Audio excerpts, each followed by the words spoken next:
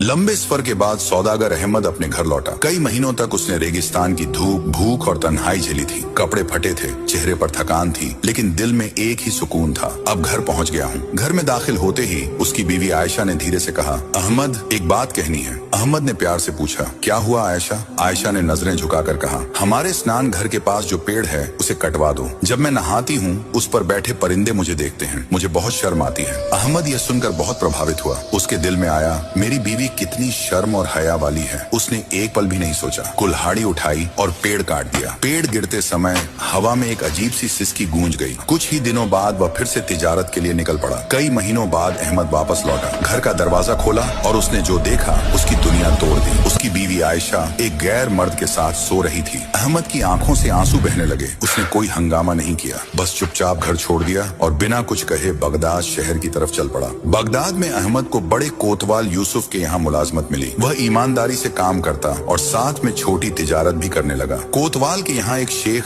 आया जाया करता था। नाम था शेख सलमान। वह आधा पांव जमीन पर रखकर चलता था। एक दिन अहमद ने किसी से पूछा, ये शेख पूरा पांव जमीन पर क्यों नहीं रखते? आदमी बोला, कहते हैं कीड़े मकोड़े कुचल न जाएं, इसलिए आधा पांव रखते हैं। ये सुनकर अहमद चौंक गया और उसे अपना कटा हुआ पेड़ याद आ गया। उसी दौरान कोतवाल के घर से बहुत सारा सोना चोरी हो गया। कई दिन तक तलाशी हुई लेकिन कोई सुराग नहीं मिला। अहमद बेचैन हो गया। वह सीधे कोतवाल के पास गया और बोला, अगर जान की अमान हो तो अर्ज है, आपका सोना शेख सलमान ने चुराया है। यह सुनकर कोतवाल ने कहा, वह शेख तो बहुत नेक और परहेजगार इंसान है। अगर उनके घर से सोना बरामद न हुआ तो तुम्हें अपनी इस बात की सख्त सजा भुगतनी पड़ेगी। सौदागर ने पूरे यकीन से कहा, मुझे मंजूर है। शेख के घर तलाशी ली गई और सोना वहीं से बरामद हो गया। सब हैरान रह गए। कोतवाल ने पूछा, अहमद, तुम्हें कैसे यकीन था? अहमद की आंखें भर आईं। वह बोला, मेरी बीवी भी बहुत ज्यादा पाक बनने का दिखावा करती थी, लेकिन अंदर से कुछ और थी। उस पेड़ ने मुझे सिखाया, जो लोग जरूरत से ज्यादा नेक बनने की कोशिश करते हैं अक्सर वही सबसे ज्यादा गुनहगार होते हैं। इस्लाम हमें सिखाता है कि नेकी दिखावे से नहीं